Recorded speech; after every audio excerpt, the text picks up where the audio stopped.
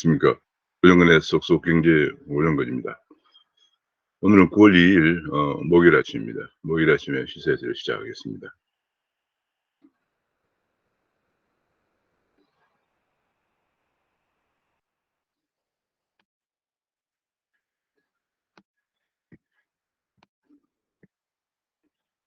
귀에 쏙쏙 들어가도록 경제 기사를 쉽게 쓰여드리는 명품 시사회를 9월 2일 아침입니다.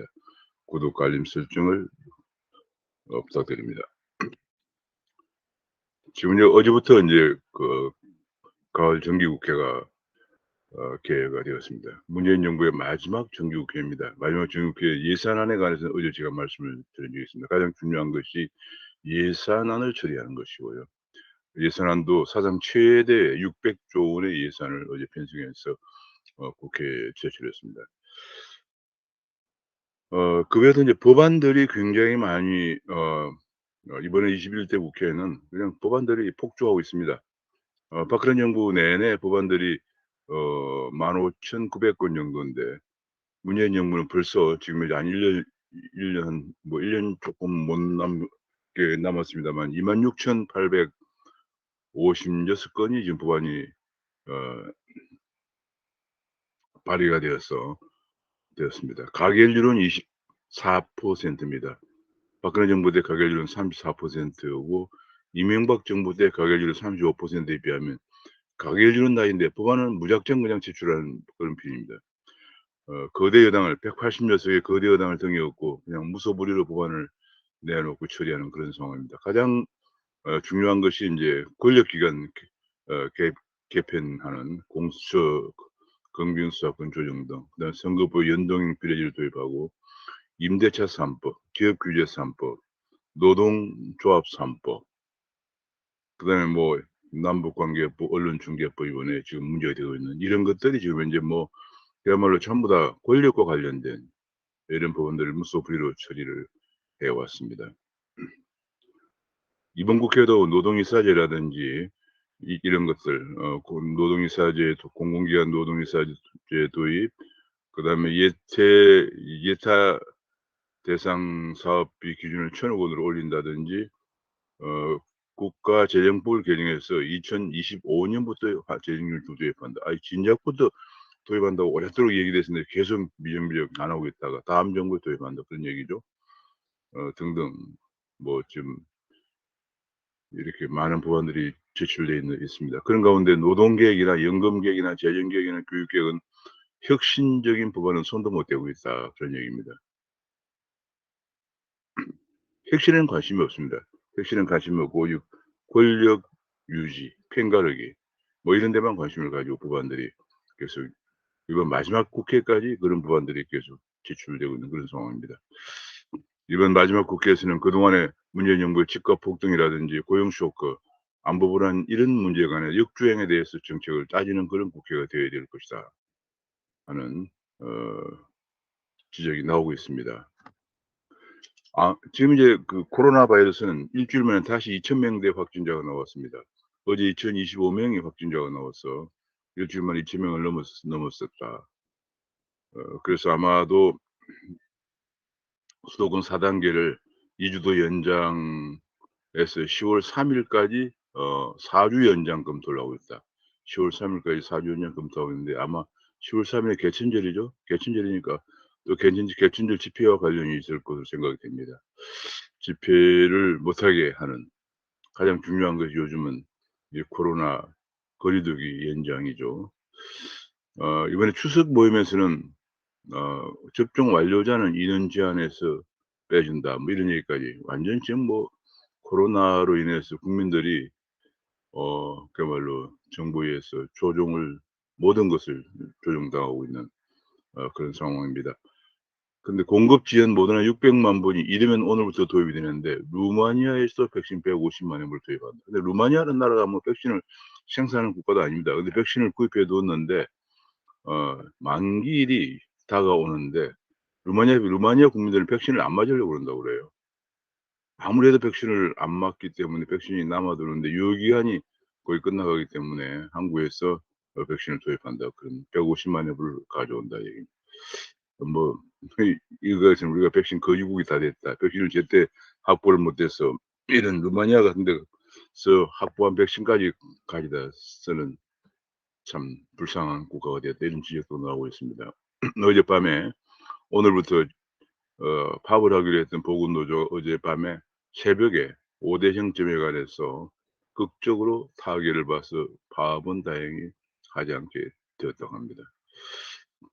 위드 코로나로 가려면 앞으로 자가 치료를 확대해야 된다. 앱으로 셀프 역학 조사를 하는 이런 시스템으로 인제 가야 된다 그런 얘기입니다.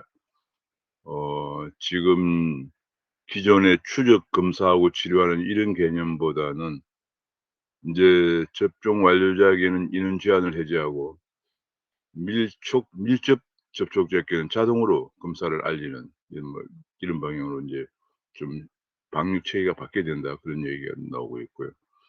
그런데 부스터 샷까지 맞았는데 이스라엘은 하루 확진자가 1만 명으로 증가하고 있다는 얘기입니다. 이스라엘이 가장 접종률이 높은 나라이거든요. 이스라엘 접종률이 가장 높은 나라인데 지금 이렇게 하루에 10,000명씩 확진자가 나오고 있다는 보도가 나와서 도무지 이 변이 바이러스가 이제 좀 종잡을 수 없는 그런 상황이 아닌가 싶습니다.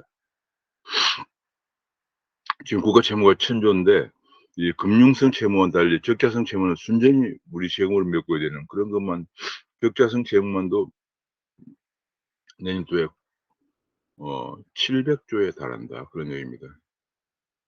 참 이 뭐 끝이 없습니다. 돈을 막 퍼대다 보니까 주다 보니 퍼내 쓰고 있다 보니 그렇죠. 곳간을 막 흘러 쓰니까 이렇게 될 수밖에 없습니다. 그런 가운데 공무원도 5 년간에 110,000 명이 늘어서 인건비가 7조 9천억 원이나 증가하고 있다. 그런 얘기입니다.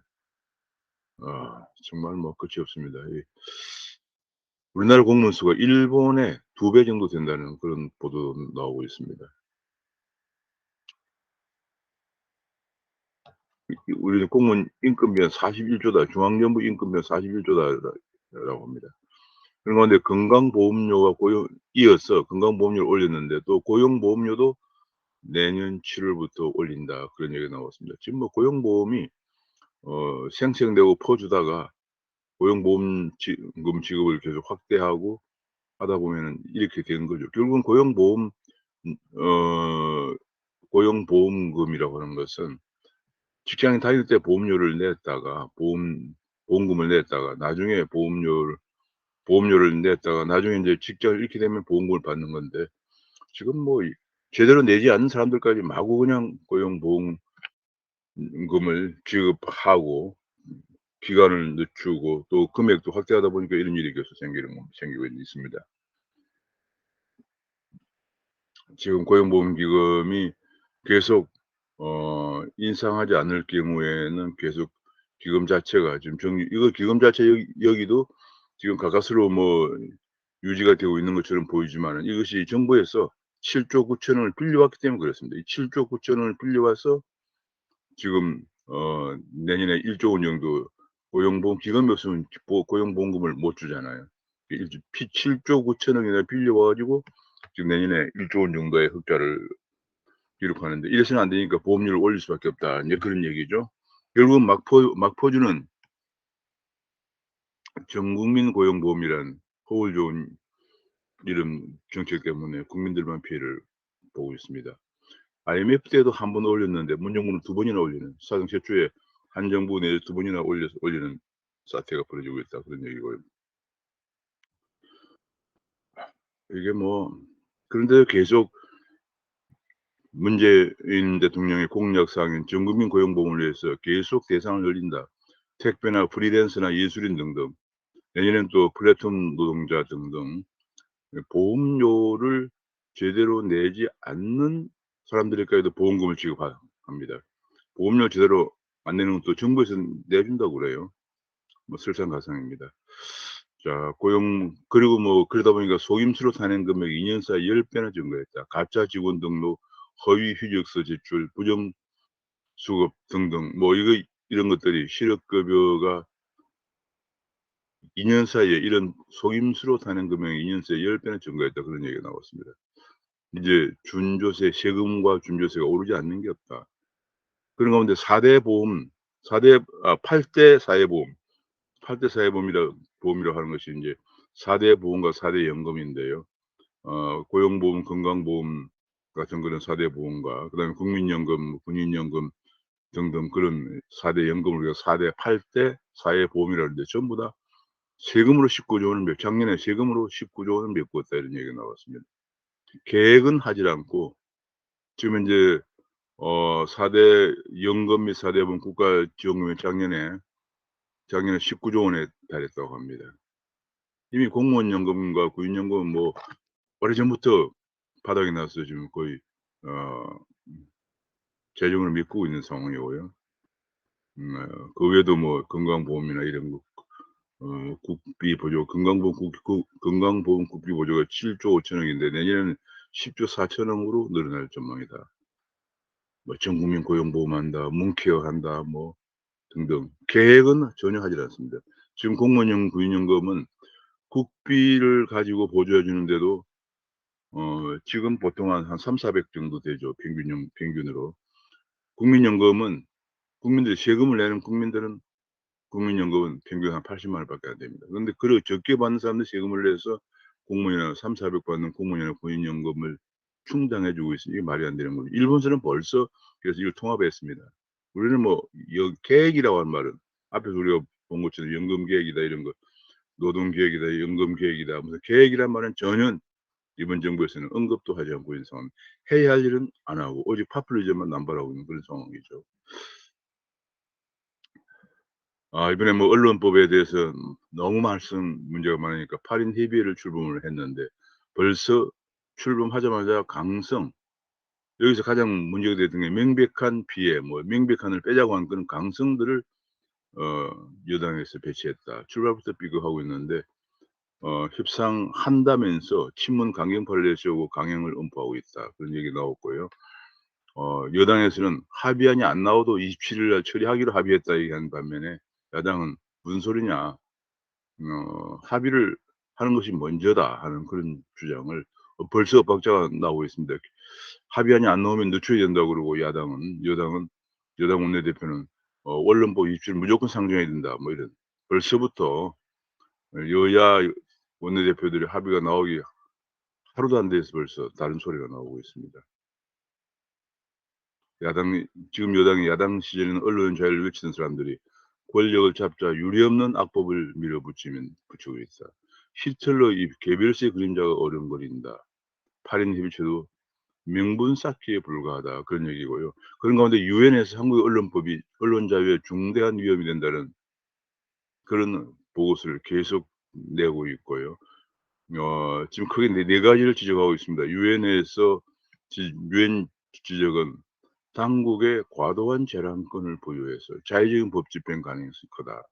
두 번째는 허위 조작 보도 규정이 모호하다. 세 번째는 고의 중과실 추정 입증 책임을 언론에 떠넘기고 있다. 네 번째로 취재원 누설을 강요하고 있다. 대선을 앞둔 상황에서 불안감이 더 커지고 있다는 네 가지 지적을 하고 있는데 이것들을 언론 보도를 의원들에 공유해 달라고 한 것을 여당은 뭉개고 있다. 그런 지적까지 보도까지 나왔습니다. 지금 조선일보에서는 5년 최대 허위 문재인은 5년 중에 최대 허위 조작 뉴스 탈원전에 대해서 문재인은 "이 법에 의하면 5배 징벌을 국민들에게 배상해야 된다." 그런 주장을 하고 나섰습니다. 그뿐이 아닙니다. 유엔 인권사무소에서는 문정부의 인권 지적 서한을 23 차례나 보냈다고 합니다. 지금 인권 대통령이라고 언필칭 얘기하고 있는 문 대통령이 유엔의 인권 침해를 받고 있습니다. 이게 유엔에서 인권 후진국에 의해서 언론 탄압국이라는 오명을 쓸 판이다. 대한민국이 완전히 세계에서 오명을 쓰는 국가로 추락을 하고 있습니다. 인권 후진국에다가 언론 탄압국이다. 이런 공식적으로 유엔 공식 기구가 유엔 인권 최고 대표 사무소에서 이런 보고서가 계속 연달아 나오고 있습니다. 참 걱정이 아닐 수가 없습니다. 이 국가적으로도 국제적으로도 정말 국가의 위상이 계속 떨어지고 있는 그런 모습입니다. 그런가 하면은 인제 그저께 30일 통과된 법에 사립학교 개정안에 이제 사립학교 학생 선발과 교사 채용권 뭐 그리고 인제 심지어는 학교 운영권까지 전부 다 빼앗아가는 것이 교육 계획이냐. 학교를 완전히 정규조가 이미 장악하고 있지만은 완전히 이제는 더 장악하려고 하는 그런 시도밖에 안 되는 거죠. 그런 지적이 비판이 나오고 있고 대학의 공매를 원하느냐. 대학은 벌써 반값 등록금이 13 년째 계속되면서 대학이 재정이 없습니다. 뭐 AI다 뭐 4차 산업혁명에 대학을 인재를 키울 수 있는 재원이 전혀 없는 상황입니다. 결국은 대학을 교육부를 없애고 총리실로 소속되게 해서 대학의 자율성을 대학을 숨을 쉬게 해 줘야 한다는 전 교육부 장관의 지적도 나오고 있습니다. 문정부의 사학천대로 다른 나라로 옮기고 싶다 하는 사립초중고 법인 협회의 경북도 회장의 하소연도 나오고 있습니다. 그런 가운데 학생들은 줄어드는데 지방재정교부금은 계속 늘어나서 내년에는 64조 원까지 늘어날 전망이다. 이 왜냐하면 지방재정교부금은 내국세의 20몇 퍼센트를 20.79%를 계속 그냥 의무적으로 주도록 하다 보니까 지방의 학생은 줄어드는데 교부금은 늘어나는 그러다 보니까 돈이 남아도니까 재난지원금으로 돌려서 지급하는 이런 일까지 발생하고 있다고 합니다. 우리가 얼마 전에 그 무슨 뭐 그 김재동이라든지 이런 사람들한테 코미디언들한테 시간당 3천만 원 뭐 2천만 원 이렇게 강사를 지급한 적이 있는데 그런 것들 봐 재난지원금이 남아 돌아서 처리하느라고 그런 일이 벌어졌다는 얘기가 나왔습니다. 집값은 계속 오르고 있는데 세금으로 집값 잡을 수 있다는 건 착각이다. 그런 전문가의 지적이 나오고 있고요. 그런 가운데 국토연구원이라는 데가 정말 희한한 데입니다. 김수현 사단, 김수현 사단의 어 중에 한 사람이 인제 원장으로 갔는데 그중에서 김강인수라는 사람이 원장을 했는데 집값 폭 오른 것이 언론 탓이다라고 보고서를 내놨습니다. 참 이 우리나라의 뭐 기대 원장도 소득주 성장 우리나라를 경기를 완전히 붕괴시키는 소득주 성장을 추진하는 사람이 기대 원장을 가지만 국토연구원도 지금 이게 우리 부동산 정책을 노무현 때 이어서 문재인 때도 완전히 망가뜨린 실패한 그 사단의 멤버가 또 국토연구원으로 가서 내놓는다는 것이 언론인 때문에 서울의 집값이 올랐다. 이런 회개한 보고서를 내놓고 있습니다. 도무지 이게 문재인 정부의 그 이제 국정 담당이나 이런 심지어 연구원장들까지 도대체가 무슨 소리를 이렇게밖에 수준이 안 되는 거 안타깝습니다. 언론에서도 "제정신이냐." 이런 얘기까지 나왔습니다. 국책연구원장이 제정신이냐. 그런 가운데 뭐 노조 천국입니다. 택배 노조가 대리점을 뺏으려고 점주를 괴롭혀 왔다는 보도가 나왔습니다. 배송을 거부하고 영업 방해를 했다는 얘기죠. 아들, 딸에게까지 욕설을 퍼부으면서 충격받아 대리점을 접기도 했다. 그런 보도가 계속 나오고 결국은 대리점 택배 점주를 극단 선택으로 내몰고도 구속영장도 비웃고 있다. 노조 권력이. 이게 강성 노조를 계획할 수밖에 없다는 야당 대선 주자들의 주장이 나오고 있습니다. 노동 계획이 없이는 이제 우리는 우리 경제는 살아날 수가 없다는 게 증명이 뭐 이미 한두 번 된 게 아닙니다. 그런 가운데 지금 현재 현대제철은 불법 점거를 당하는데 회사는 할 수 있는 게 하나도 없다. 공권력은 출동했지만 강제 해산도 안 시키고 있고 민노총 눈치만 보고 있고 회사 측에서 대체 인력도 못 쓰고 또 노조와 협상을 하자니까 하청업체 노조가 하청업체 소속이기 때문에 하도급법에 위배된다. 파견법에 위배된다. 얘기는. 이거 할 수 있는 게 아무것도 없다. 할 수 없이 지금 인제 어 4,400여 명을 협력사 4,400여 명을 현대제철 3개 자회사를 만들어서 직고용을 했다고 합니다. 이런 일이 우리나라에는 벌어지고 있습니다. 협력사들을 자회사를 만들어 직접 고용하는 사태가 벌어지고 있습니다. 정말 이렇게 그래서 곳곳에 파업위기인데 친노조의 문정부 조정력은 떨어지고 경제는 거들나오고 있습니다. 제가 이걸 보니까 마치 1983 년도에 저 영국 유학을 가서 영국에서 태처 수상이 영국의 제일로 강한 노조 강선 노조와 대립하면 1 년을 끌면서 마침내 노조를 굴복시키고 노동개혁을 하는 모습을 제가 봤던 기억이 납니다. 강력한 리더십이 없으면 노동개혁이 불가능합니다. 당시에도 뭐 영국의 노조가 워낙 강하기 때문에 아스카기라고 하는 노조위원장은 완전히 정권을 여야 좌파 우파를 노동당이나 보수당을 불문하고 정권을 그냥 들었다 놨다는 그런 상황이었는데 그것을 대처가 결국은 굴복시키고 노동개혁을 해서 영국을 다시 소생시켰습니다. 청년의 공정 대승은 민주노총. 이것이 공정이냐. 지금 이번에 양경수 민노총 위원장, 우리가 언론에는 여러 번 보도가 되어 있지만 이석기의 경기 동부연합 출신이죠. 뭐 거의 그러니까 이게 정치 집단 하나 되어 가고 있는 것이다. 이렇게 이미 벌써 되었죠. 그렇게 보면 되겠습니다. 그런 가운데 배달원입을 39만 명이라서 이 또 노조가 만만치 않은 세력으로 등장을 하고 있습니다. 나라와 청년층의 미래를 위해서 민노총 계획보다 시급한 것은 없다라는 조선일보의 사설이 실렸습니다. 공정위에서 빅테크를 정조준 좀 빅테크가 좀 크려고 하니까 다시 또 뭐 빅테크를 정조준한다. 그런 얘기가 나오고 있고 탄소 중립을 외치면서 연구개발 지원에서는 쥐꼬리다. 전부 민간에게 부담 떠넘기고 있다는 얘기가 나오고 있고요. 지금 석유계 연료 교체에도 218조가 드는데 218조가 드는데 예산 배정은 74억 원에 불과하다. 전혀 지원을 안 해 주고 법만 통과해 탄소 중립부에는 법만 이번 31일 날 통과시켰죠. 그 우리 또 자원 개발도 259억 밖에 안 해요. 지금 자원이 얼마나 중요한데 반도체라든지 배터리라든지 핵심 광물을 확보해야 되는데 오히려 매각을 하면서 새로운 예산을 259억 밖에 질끔 늘렸다. 자원 전쟁을 밀리고 4차 산업혁명을 어떻게 이끌어 주겠습니까? 뭐 하나 제대로 좀 하고 있는 게 없어요. 그래도 우리 기업들은 반도체 수출 호조에 힘입어서 8월 수출이 34.9%나 증가했습니다. 그래서 기업들밖에 우리를 먹여 살리고 있는 것이 없다고 해도 과언이 아닙니다.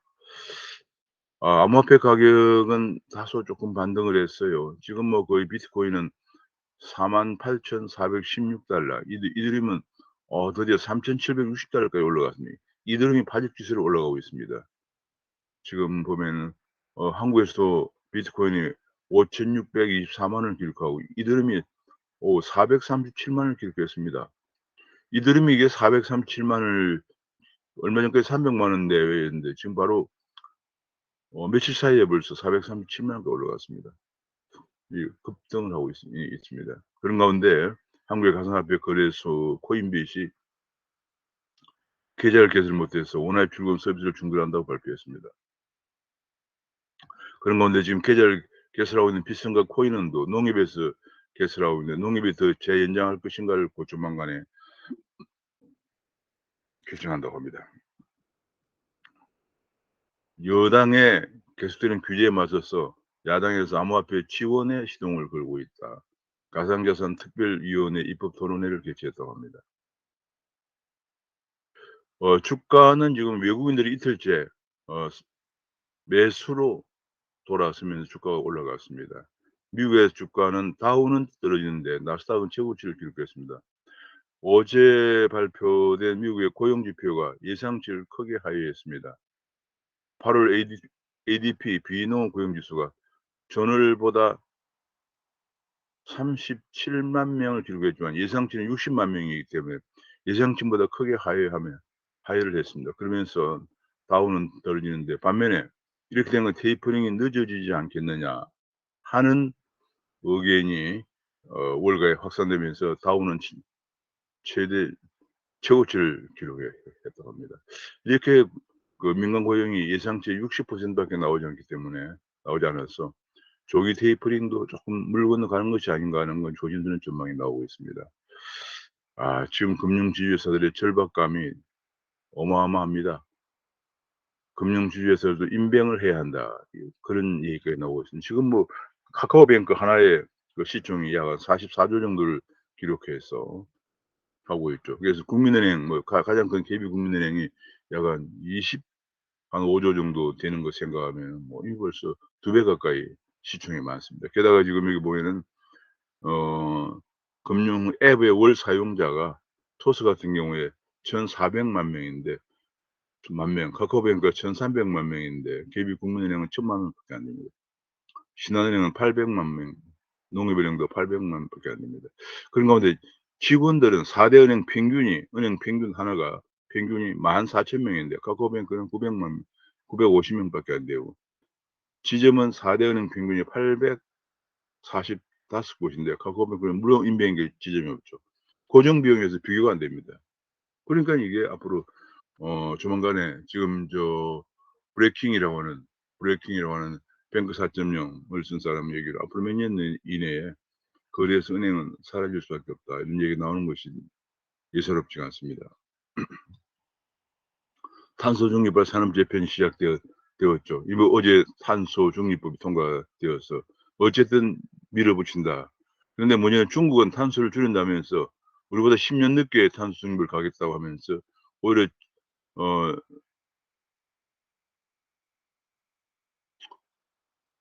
고철 사용하는 전기로를 확대한다. 우리는 지금 이제 우리는 지금 석탄을 사용하는 고로를 수소로로 지금 바꾸는 어마어마한 돈이 들어서 지난 30 년간 벌어 놓은 돈을 다 쏟아부어야 한다. 그런 얘기가 나오고 있습니다. 또 한 가지는 태양광 과연 우리가 이렇게 되면은 중국과의 지금 전통적 제조업이 경쟁을 해 나갈 수 있느냐 하는 그런 문제가 있고요.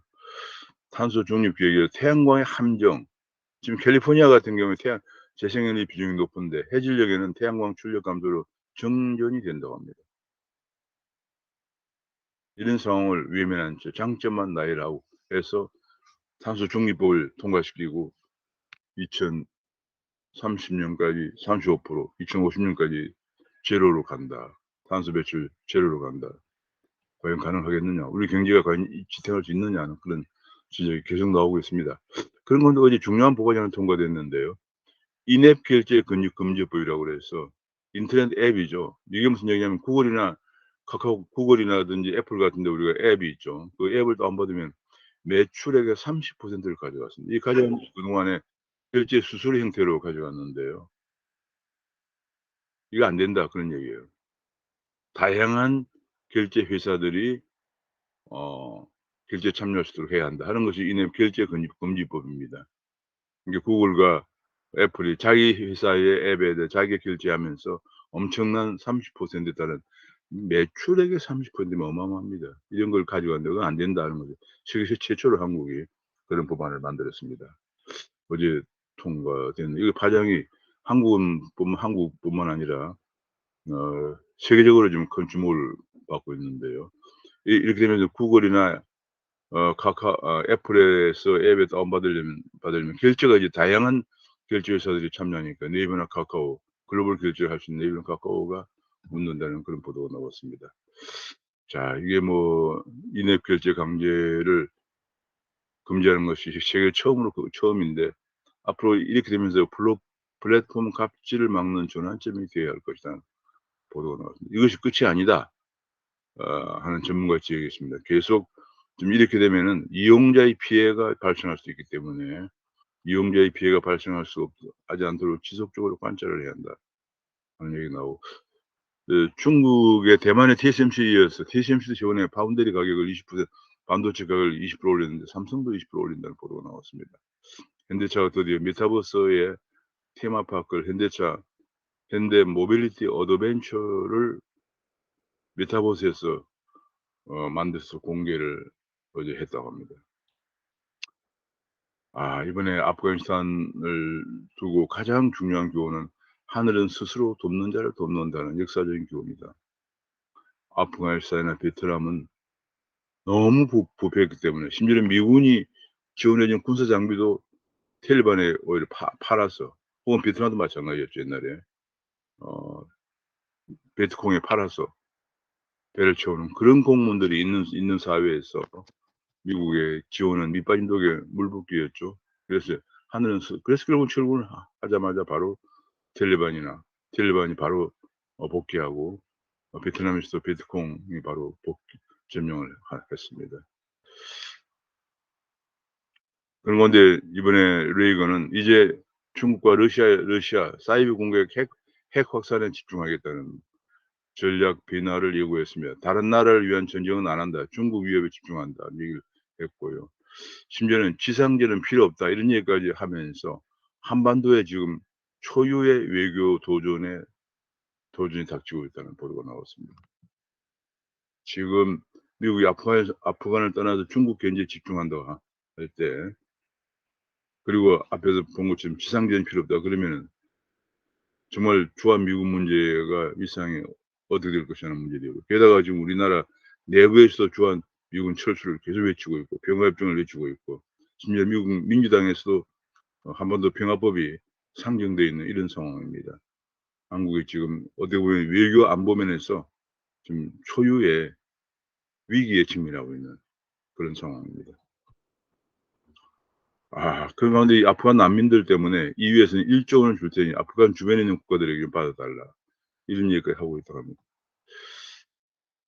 지금 뭐 소련군을 해방군이라고 이재명 후보가 얘기했는데, 원로들이 함석헌이나 강원종이나 이런 원료들이 북한에 소련군이 들어오자 자유는 말뿐이고 강간 약탈 총살이 자행되었다는 그런 얘기가 나오고 있습니다. 이재명이 "소련군은 해방군이고 미군은 점령군이다." 이런 잘못된 역사의식, 그 문제가 아닐 수 없습니다. 그런 가운데 외교 활동이 저조한 대사 8명, 이 중 5명이 캠코더다. 조현옥 전 청와대 인사수석, 노태강, 장하성, 장경영.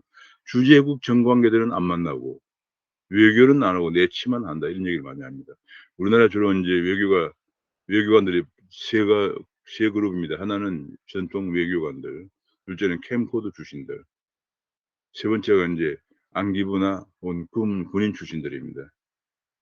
이런 사람들이 쭉 나왔는데, 대개 제가 해외 생활하면서 얘기를 들어보면은 외교 출신이 아닌 사람들은 대부분 다 외교를 안 하고 내치만 한다고 그래요. 외교를 모르기도 하거니와 또 언어 소통도 잘 안 되고요.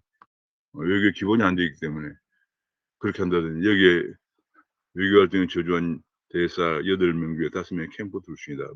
이미 벌써 해외에서 오래전부터 자행되고 있는 그런 현상입니다. 그러니까 외교가 안 되는 거죠. 지금 뭐 독일 대사 조현옥 1년 동안, 지난 부임 9개월 동안 주재국 인사 접촉이 딱 1 건이다, 그런 얘기예요. 1 건. 조현옥, 그다음 스위스 대사 뭐 이렇게 해 가지고 어떻게 외교가 되겠습니까? 지금 주중 대사나 뭐 등등 큰 나라 대사들이 그 나라 외교부 국장 만나는 것도 절절매는 상황이 되면은 외교가 안 되는 거죠. 지금 뭐 이제 이 문재인 정부의 거의 마지막이 다가오면서 그 능력이 안 되는 사람들이, 한마디로 능력뿐이 아니고 인품도 안 되는 사람들이 하도 많이 자리를 차지하고 있다 보니까 막말이 막 나옵니다. GSGG란 말이 나왔습니다, 국회의원 입에서. GSGG는 뭐 지금 개 이런 것을 이제 약으로 쓴 거죠. 개 이것이 말이죠, 더불어민주당 국회의원 페이스북에서 나왔다고 합니다. 박병석 국회의장을 통해서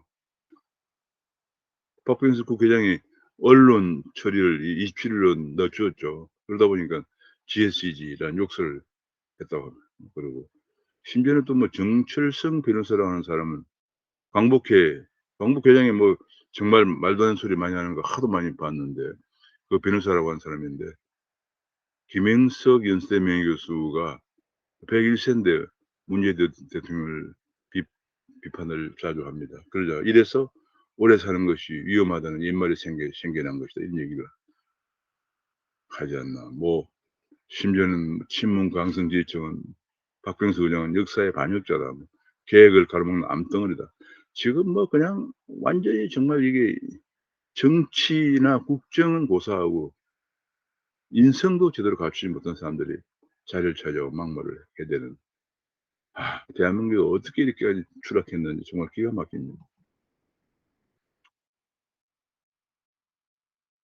군대는 더 가관입니다. 완전히 군의 군기가 무너져 가지고 MZ 세대 병사들은 뭐 걸핏하면은 성추행에다가 부실급식 뭐 계속 터져 나오죠. 병사들은 아니면 말고식 투서를 넣거나 국민청원도 흘리면서 민원성 협박도 하니까 이제 대대장급들이 정말, 심지어는 뭐 대대장급들이 뭐 어 청소도 하고 뭐 급식도 하고 뭐 그런다는 얘기예요.